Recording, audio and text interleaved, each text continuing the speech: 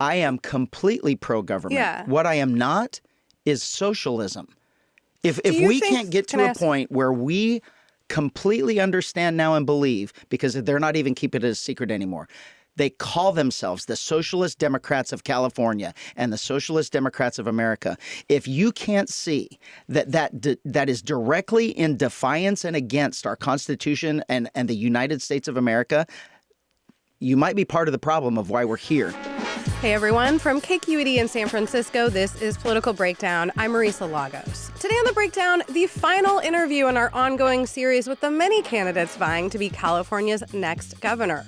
Riverside County Sheriff Chad Bianco is one of the top polling candidates, a Republican who has spent his career in law enforcement and has been controversial at times as sheriff. Bianco says he wants to cut taxes and spending. Sheriff Bianco, welcome to Political Breakdown. Thank you. I'm glad to be here. I am glad to have you. Well, we are opening these episodes with the same question for everybody, which is, who are you politically and what's your vision for this great state? So who am I politically? I am no one politically. I am Chad Bianco. I'm a husband, a dad, a grandpa, and the sheriff of Riverside County. Politics are destroying the state, and they have for a long time. Politics used to be okay. 50, 60, 70 years ago, politics was okay. And the longer we go, the worse it's getting. We're turning into a third world country. You have to hate the people that don't agree with you or don't vote for you or vote for the person that you want. You have to hate them now. And it's absolutely disgusting. It is destroying not only our state, it's destroying our country. And we're going to turn into a third world country until we get rid of the D's and the R's and we start voting for people of character, integrity, honesty, leadership ability. Those are the things that we're supposed to be caring about when we put people in office, not if they're a Democrat or a Republican. And so who am I politically? I'm absolutely no one. I despise politics. Public service is supposed to be doing things for other people. And my career, 33 years of doing something every single day to make other people's lives better. God gave me the ability or the joy in life of helping other people. And it's been since I was a little kid, and I want to talk about that. It's no different now, and I am only doing this to make Californians' lives better. It is silly to say, for anyone to say that I'm doing this for the Republican Party and I'm going to turn this state red. Blue and red have destroyed this state. How about I make it Californian? I mean, I don't. We can come up with a different color, or why Gold. even call it a Gold color? might be the right I mean, color. gold is fine. I mean, it's our state color, Right. but we should be about Californians, not about Democrats. If I'm only doing this for Democrats, or if I'm only trying to appease to them, or if I'm only trying to appease to Republicans, then half of the state is gone. Yeah. That means I don't care about the other half. And that's where we are right now. I'll say it front and center. Gavin Newsom cares nothing about me. He cares absolutely nothing about anyone in the Republican Party. Gavin Newsom cares about himself and his Democrat agenda. End of story. All right. Well, let's come back to politics. I want to talk a little bit about you, who you were as a little kid. Absolutely. I believe you were born and raised in Utah. I was. Military family, perhaps? My dad was in the Air Force when I was born. Okay. So I was born at Hill Air Force Base. He was in Vietnam. When he came home, he got out, and then we lived in the town that he grew up in. And my mom, too. You have two younger brothers, I think. Two younger brothers. Talk about your childhood. Like, what was the vibe at your house? What was it like?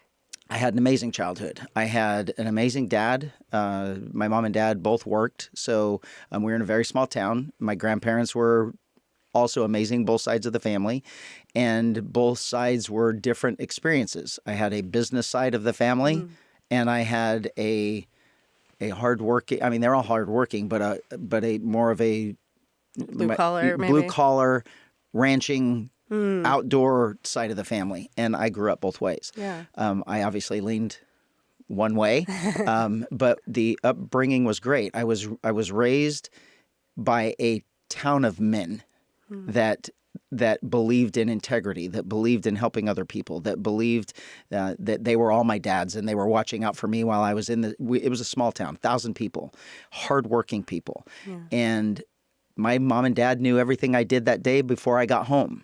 And everyone watched out for everyone. Takes a village in that, yeah. It was. And I was disciplined by other men in the town, knowing that they'd do it instead of my dad and probably save me from my dad. But I was raised with integrity. I was raised with a hard work ethic. And you don't complain. You just work harder and you do things for yourself and for other people. You make your own life better. Yeah. What brought you to California? California brought me to California.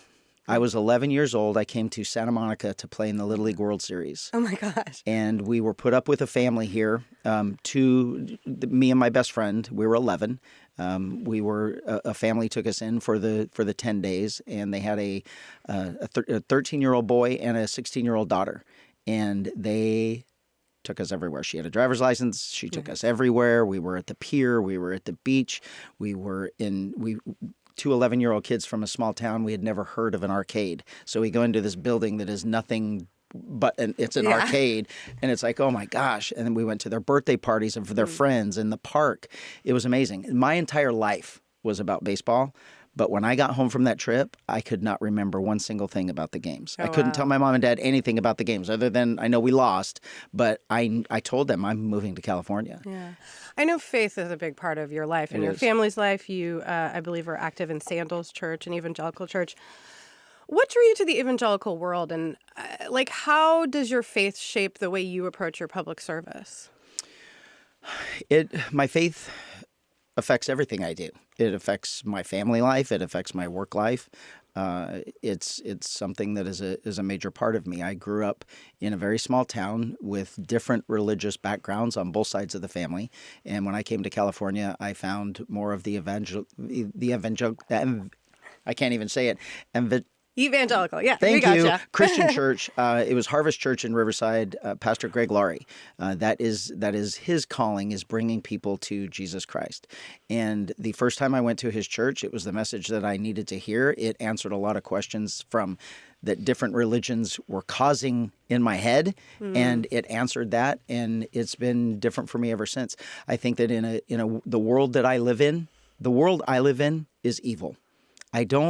We don't have interactions with good people. The good people I have interactions with are victims. We're trying to help them. We're trying to rescue them from their lives. It's the evilness that I deal with on a daily basis that good people, the rest of the public, sometimes don't want to believe or admit that are there. And the bad things that happen, if you are not a person of faith, if you do not believe that there is a good and an evil and a God and a devil, you are going to have a very hard time in law enforcement, because you have to be able to draw that line, and you have to be able to answer some of the questions that are posed. Why did that child get murdered? Why did that child die? So do you think it matters if it's a Christian faith or just any faith? I think it's a faith in something higher than yourself. I don't want to say that you just have to be Christian. I mean, as a Christian, that's what you believe, obviously. I mean, if you want to go somewhere better, you have to be a Christian. The only way there is through Jesus Christ. So that's my religion. But at the same time, I have very good friends that are Muslim, that are Jewish, that have different beliefs than me, and I'm not going to criticize them for that. They still have the same values. All right. So you were a sheriff's deputy for years in Riverside County, and then you ran for sheriff. What prompted you to run? I believe you challenged an incumbent, Stan Sniff. Quite a name there. Yes. Really the same reason why I'm running now. It's almost like just a repeat of what I did and how I felt back then compared to what I'm doing now and why I'm running for governor. I absolutely knew how broken we were as an agency, that we were not doing everything we were supposed to be doing for our public.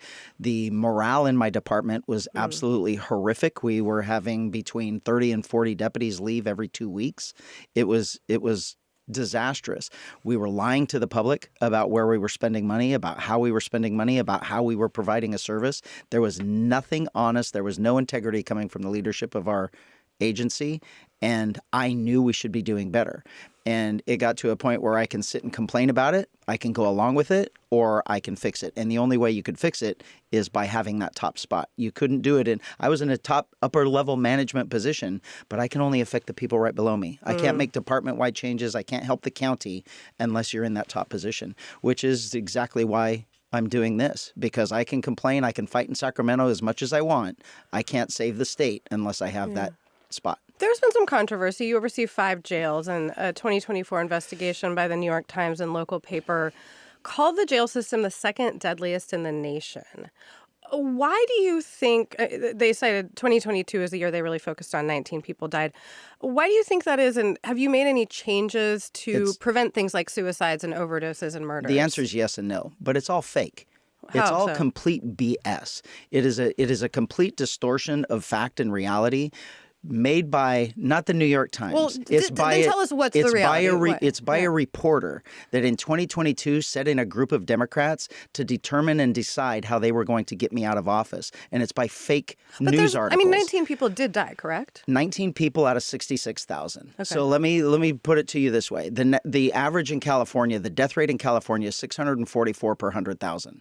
The death rate in my jails per 100,000 is 32. Okay. Did you make any changes? Did you feel the need to make any changes? No.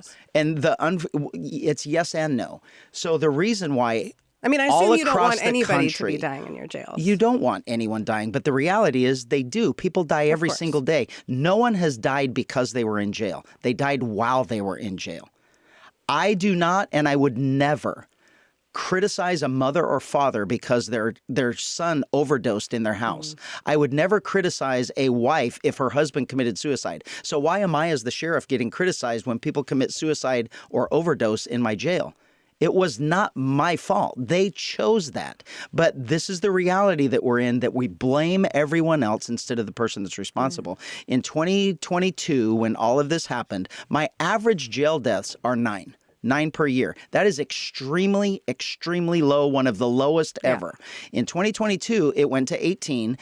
13 of them were from suicide and drug overdose, fentanyl overdose and suicide, 7 fentanyl overdose and 6 suicides.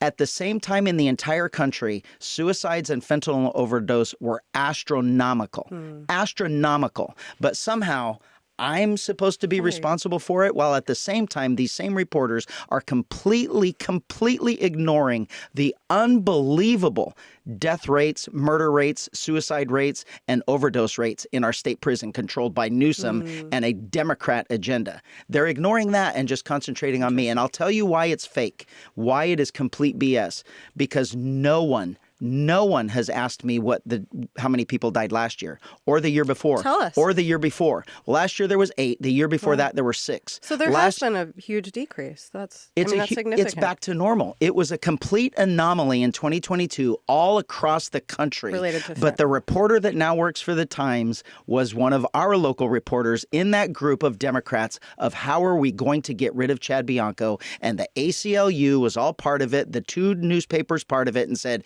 we come up with all of these lawsuits, we come up with all of these reports, and then when he runs for election again, we refer back to these reports in the paper, and then psychologically everybody believes them. Interesting. And to some people it absolutely works because facts don't matter.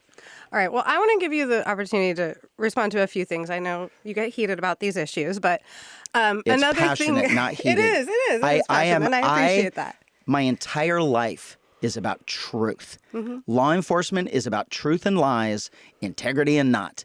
And when I'm confronted with lies, I'm not going to let the lies keep going. Right. I'm going to stick up for the truth always. All right. Well, let me ask you about something that a lot of your critics have sort of keep bringing up, which is that for 1 year, you were part of the Oathkeepers group. I want you to tell me who they are and why you joined them. Okay. I will ask everyone out there, have you ever read the mission statement for the Oathkeepers? I did, because I heard you talk about this. Yeah. What did you find? It's about upholding the Constitution, they say. It's almost word for word as the ACLU. I don't think you like the ACLU.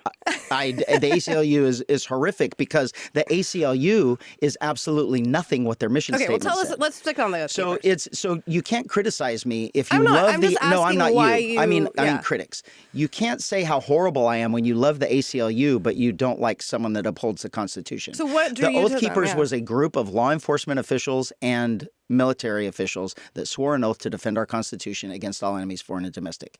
How is that a bad thing now? How is that a bad thing? And so what has happened is Democrats, liberal progressive Democrats, now we're learning that the Southern Poverty Law Center is completely corrupt and egregious in the things that they say, and the people that they label as bad, they're the ones that are bad. But by 7 years later, 3 people get arrested at January 6th that had membership in that, and now all of a sudden the entire organization is bad. But you did leave after a year, right? Yes, in 2014. It was like, okay, I'll pay for the membership. I got my little copy of the Constitution. It offered me nothing. There was no benefits of being there. It was like, okay, it got nothing. You said before that you learned of the group and joined through the Constitutional Sheriff and Peace Officers Association. What is that? What's a constitutional sheriff? It's the same thing. And that's turning into something that it really isn't.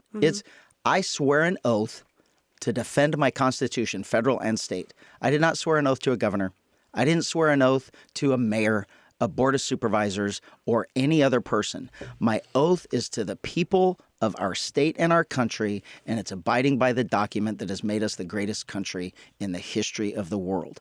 And if you're going to swear an oath to a person, we are going to fail America. We are going to fail California. So a constitutional sheriff is one that actually believes in the Constitution, that we should be defending the people that put us in position. Predominantly in the country, we are all elected. Sheriffs are all elected. Some are appointed, but mostly they're in state constitutions as elected officials.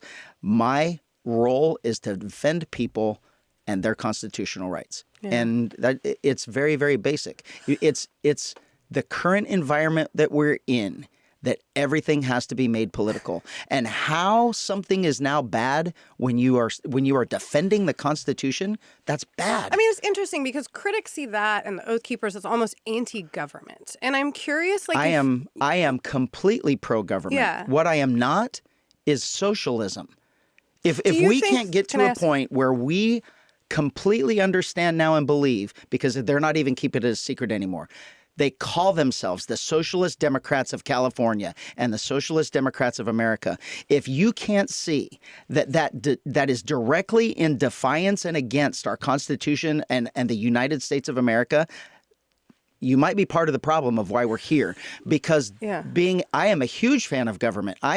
Our government made us the greatest country in the history of the world, but we are not socialists. We are not Marxists. Do you think, though, that as sheriff, as governor, you have to enforce laws that you do not agree with? Sometimes, yes. Okay. Sometimes, yes. And then sometimes they're not. I mean, I was the first law enforcement person in the entire country to say, I'm not doing these stupid COVID regulations and rules and arrests. You, Gavin Newsom, are not going to release 100,000 inmates into our streets that victimize us, personally victimize us, and then tell me to arrest a single mom because she wants to go to work to put food on the table for her kid. So do you think then that as a sheriff running for governor, you're basically asking the public to trust you to decide which laws are lawful? That has nothing to do with anything like that. Do you want someone with integrity? You didn't feel like the COVID mandates were. They weren't. We absolutely know they weren't. It wasn't even a law. Our legislature wouldn't make it a law because they know it was unconstitutional. This was complete government overreach. 100%. And we all know that now. I mean, we all know that now. We can't act like it didn't happen. We all know that now. And I even said at the time, if you want it to be a law and you want me to enforce those laws, then legislature, go ahead and make it a law. You can do it today. Yeah. They didn't because they knew it was against the Constitution and none of them would ever get elected again. All right. I want to move on because we have other stuff to talk about. The other thing that's been catching a lot of attention is your office's investigation into ballots. You guys seized about 650 ballots in February. These were from last November's election. Why did you seize them? Because we're investigating fraud. Why do I do homicide investigations? Because we're investigating murders. Why do I do rape investigations? Because we investigate rapes. We investigate every crime, and this was an allegation of a crime, and it's very simple. There are records from our own registrar of voters that say there were 611,000 ballots, but yet the votes total 656,000. Why? So then we ask those questions, and there is not an answer. Our registrar could not give an answer. He says there's like 103 votes. Oh, he said that 3 weeks later. He said that he came up with a nice little verbal response that really didn't give an answer, but he still gave a completely different answer than the number of votes. The bottom line is... So is that what prompted you to reopen the case? Because I know you had an investigator look into it and say... No, see, this is where I get frustrated and passionate. Okay. There is nothing but lies coming from the Attorney General, and it gets repeated by the media, it gets repeated by social media, and headlines rule the day. You don't read the article, you read the headlines. And then so everybody believes something that's not true. This was a very simple, basic investigation.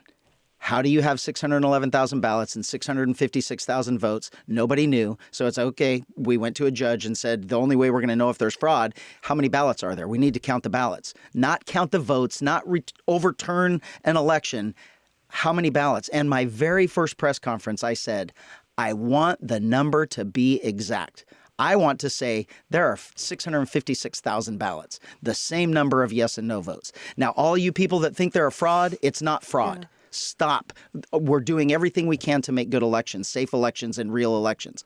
But if it's not, if it's really 611,000 like the registrar says it is, then we have a massive problem, don't we? And so the judge agreed. We got the ballots to count them, and the attorney general stopped it with court cases. And it has nothing to do with whether or not it's legal or not. He absolutely knows it's legal for me to do this. I'm tasked with investigating crime. End of story. He is asserting that he has authority over me and he can say that I cannot investigate crime. And he's absolutely wrong. So that's why we're in the court system. Yeah. It has nothing to do with the case. Judge Jake Keel signed off on this warrant. He supported, you before he became a judge. I know he runs in similar faith circles. He was an amazing prosecutor. How did the warrant end up before him specifically? Random. Really? We have judges of the day.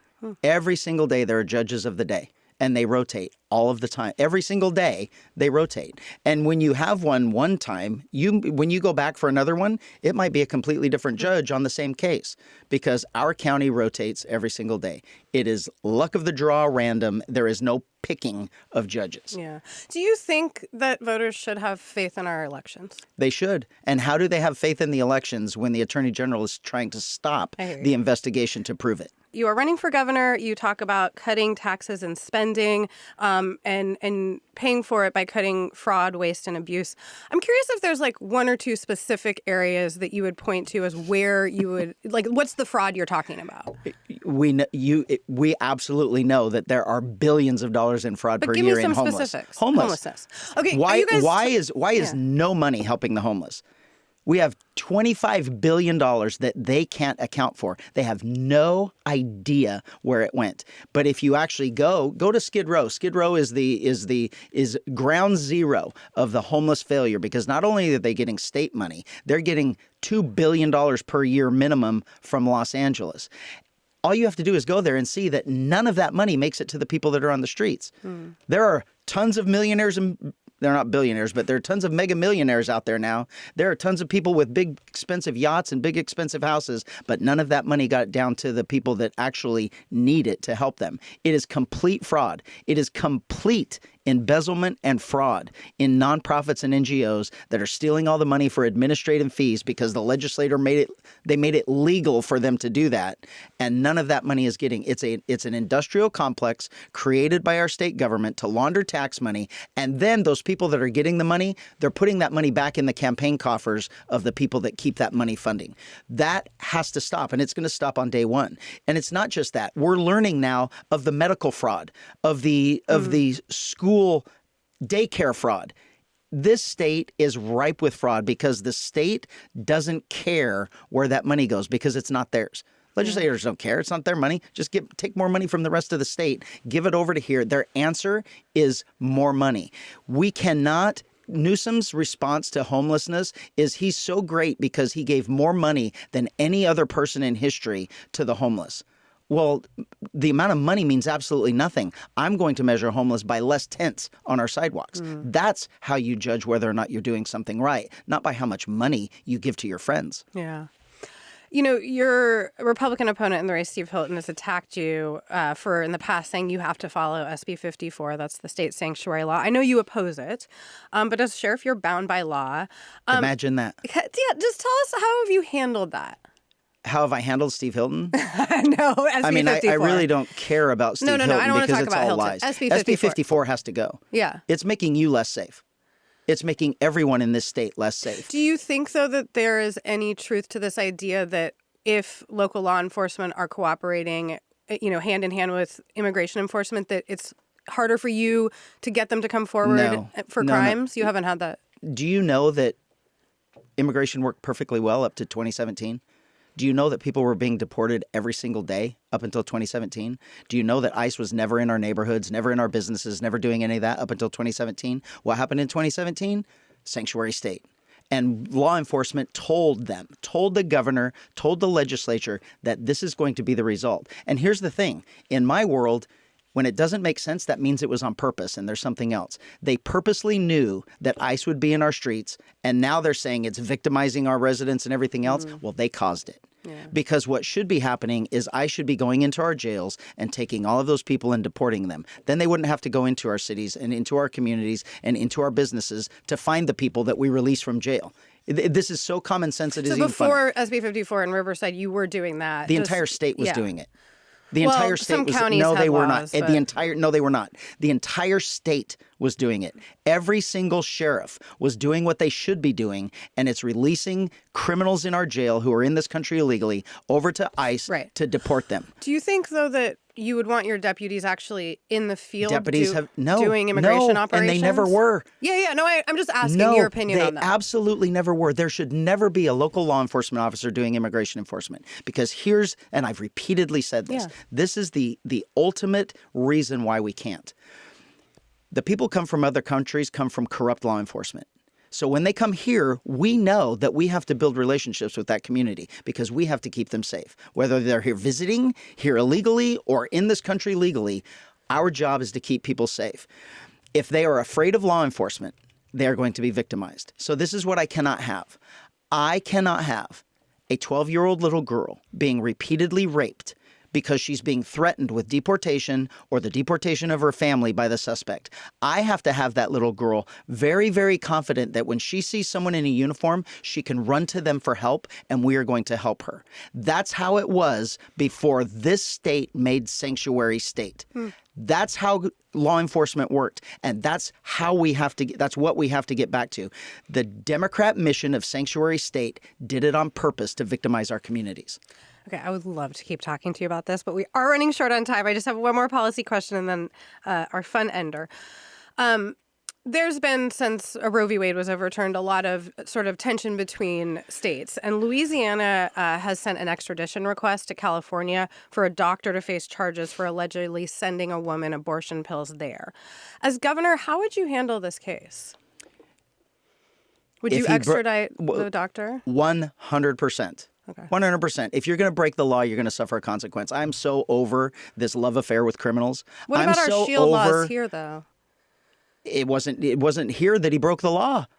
He should have done it in California, not in another state. You can't break. Is California going to not prosecute someone that brings a gun from Arizona into California? This is such a silly, hypocritical argument, and these are the arguments from the Democrat side that never hold water if we would have a debate about it, because it is absolutely ridiculous to believe that we're not going to enforce the law. He broke the law. He's going to suffer consequences, and he has to suffer consequences, because where do we draw the law? Oh, it's a murder. We would say that that's okay in California, but it's not okay apparently in Arizona, so we're just going to let you be safe here. That's such a stupid argument. If you're going to break the law, you're going to be held responsible. California legislature and the progressive left has an absolute unhealthy love affair with criminals. No one is held responsible anymore. There is nothing to stop someone from being a criminal in California, because you get rewarded for being a criminal in California, and it has to end. Californians are absolutely sick of this. All right, before we let you go, I have a fun question for the end. Sure. If you have someone coming into California who's never been here before, where would you take them to give them a taste of California? Not necessarily food, but it could be food. But where would you show them? I would show them the Santa Monica Pier after I cleaned the homeless off it. Back to your 11-year-old Absolutely. moment. If you could take them anywhere in California, because California is the most beautiful state in the country. We have the best beaches. We have the best deserts. We have the best mountains. We have the best farming ag community. We have everything. We have everything. We're the only state that has everything. You could take someone anywhere, and the beauty that you see is going to be like no other place in the entire country. It's the politics that are destroying it. And you can only have great weather for so long before it's no longer tolerable. That is Riverside County Sheriff Chad Bianco. Thank you so much for coming in today. You're welcome. It was a pleasure. And that's a wrap for Thursday, April 23rd. Political Breakdown is a production of KQED. Our engineer today is Christopher Beal. Our producer is Izzy Bloom. Our video team includes Matt Morales, Alex Tran, Jim McKee, Jalar Zeta, and Vivian Morales. I'm Marisa Lagos. We'll see you next time.